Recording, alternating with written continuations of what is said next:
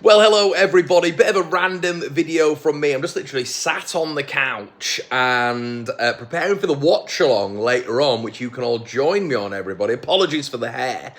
And there was sort of breaking news that went out there, really. And obviously Leeds playing Arsenal in around about 5 hours time, 5-6 hours time. And Ramazani looks like, according to several sources, Graham, Adam Pope, he hasn't travelled with the squad. Now, this is obviously leading Leeds United fans to point A, B, C and D when it comes to what's going on. Is he injured?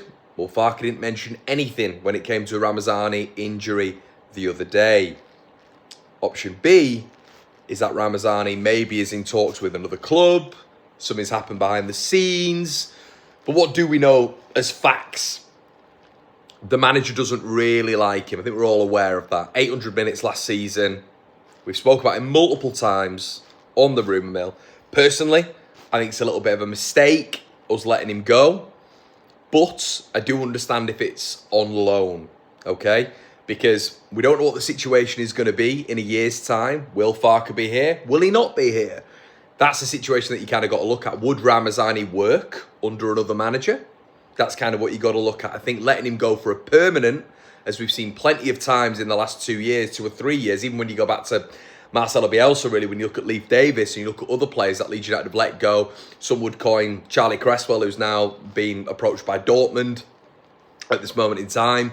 Some people would, look at other players as well.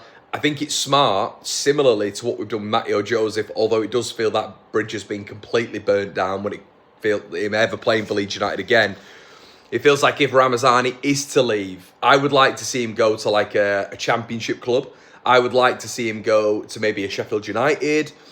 I would like to see him go to, I don't know, maybe even a Birmingham. Go down there, play week in, week out, tear it up, get unbelievable numbers, come back to Leeds United, regardless of what happens. If Farke is still here, hopefully he's seen something in him. And that, by the way, this isn't me saying Farke's going to get sacked. I know people will jump onto that. I'm not saying that. But a year in management in the Premier League, especially for a newly promoted side, a manager keeping his job can sometimes be quite rare, as we've seen over the past couple of seasons. So when it comes to Largy, I mentioned the other day on the rumour mill that if you are to let him go, which it looks very likely now, especially with him not travelling with the squad, especially when we look at maybe the weaknesses in the side at the minute, and it's pace. That's what it is at Premier League level. It's that transition of which we get behind the opposition midfield, and we struggled with a little bit of quality. What do we know when it comes to Ramazani? Out and out pace, sort of inverts as well, which can cause massive problems for the opposition, especially less mobile defensive midfielders. We know he's got excellent shot efficiency with his left or right foot, and he's instinctive. So for me, it's a decision of which I wouldn't make, but I am not the manager of Leeds United. I am not the backroom staff at Leeds United. So, this is why I'm a fan making YouTube content. Now, what is the context that we can apply to it? As people have been saying to me on social media, Farke sees him week in, week out, day in, day out at training, okay? That is something that has to be applied when it comes to context. We don't see that. People are saying to me there might be an attitude problem. I really struggle with this whole attitude problem because a lot of the time it does get thrown around, and I think to say someone's got an attitude problem, you've got to be quite careful. I think you've got to be very, very careful, and I think it's a very easy thing to say, and it naturally puts all the blame on the player. All the blame on the player. So I don't like that sort of marker too much. But I think what we've got here is a player who can still develop. I think was underutilised last season. I think there could have been a lot of development when it came to him last season, especially say he's our permanent player. And the player that we developed a lot was a lone player. That was kind of my, not problem with it as such, but I do think there should have at least been a little bit more rotation, especially in the period of which Manor Solomon didn't contribute in 10 games to a goal. That's the context that needs to be applied to it. It'd have been nice to have seen Ramazani rotated a little bit more there. Or when there was a three goal contributions in 14 games for Solomon, which happened last season. But Manor did brilliantly for his last season and sent Leeds United up. So that was a worthy investment. Of course it was by the club. But you feel with a permanent player, you kind of want to put a little bit more into him, don't you? And I always saw Ramazani as the Somerville replacement. I don't think as a player there's that much between them. And I always just think there's something there clearly, because it cannot be ability. We've broke this down before on the rumour mill when it comes to his off-the-ball work, which is very good. I think a lot of it is ball retention. And in certain phases where Leeds United need to kill the game, I think at points last season, Ramazani would seek to go forward, seek to get the ball, drive on the half turn into the heart of the opposition defence. And I don't think Farke in certain games, if it was 1-0 or can't think of any specific references when it comes to football matches, but I don't think he liked that. And I understand that to a certain extent, of course.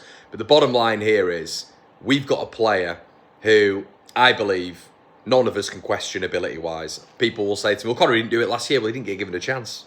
And the per 90 numbers were very, very good.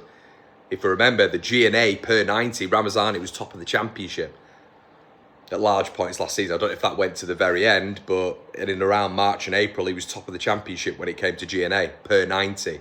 So that indicates to you that when given the chance, he makes the most of it. So, yeah, it's a tough one for me. I would be looking at a loan. And if Leeds are then able to go and get someone else, because I don't see the point in keeping him around if Farke's not going to use him. I think there's a pacey player there who can make an impact in the Premier League. I think he's got a lot of good attributes. I think this is clearly maybe not an attitude problem, but something that Daniel Farke isn't clicking with. But we've seen with Farke before that, you know, it doesn't mean that you have to like sort of get rid of a player. And I'm not talking about Matteo Joseph here, everybody. I know a lot of you guys will mark to that. It's not what I'm talking about. But I think sometimes what we've got to do is be intelligent about this. There is a player there. And similarly to Matteo Joseph, we've kept him on the books, okay? That's what I think we've got to do with Largi Ramazani. You know, that's maybe what we should have done with other players. Or if we were to sell other players, they had to be for grander value, you know, a bigger pop. So that's kind of where I'm at with it. I understand it from the Leeds United side of things. I don't understand it when it comes to us needing that pace and us needing that transitional element of which we didn't have last week. And I feel like Ramazani would have made an impact against Everton. But we didn't need that. We weren't begging for a win there, were we? In terms of Leeds had got to it and we were just managing the game. And I understand that to a certain extent.